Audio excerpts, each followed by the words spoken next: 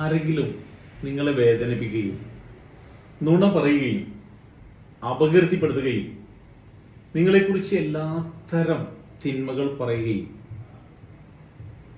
അങ്ങനെ ഒരാൾ ചെയ്തിട്ടുണ്ടെങ്കിൽ ആ വ്യക്തിയെക്കുറിച്ചുള്ള നിങ്ങളുടെ ചിന്ത വളരെ മോശമായിരിക്കും അല്ലേ?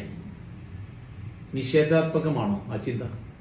അങ്ങനെയാണെങ്കിൽ നിങ്ങൾ ഇതുവരെ ക്ഷമിച്ചിട്ടില്ല, അതല്ലെങ്കിൽ ക്ഷമിക്കാൻ പഠിച്ചിട്ടുമില്ല.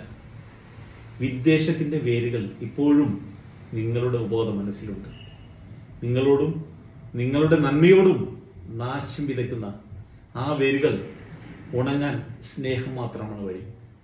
നിങ്ങൾ ആ വ്യക്തിക്ക് വേണ്ടി പുറത്തു കൊടുക്കുക, ആ വ്യക്തിക്ക് വേണ്ടി പ്രാർത്ഥിക്കുക, ആ വ്യക്തിയോട് നിങ്ങൾ ക്ഷമിച്ചു എന്ന വാക്ക് നിങ്ങളുടെ മനസ്സിൽ പറഞ്ഞുകൊണ്ടേയിരിക്കുക.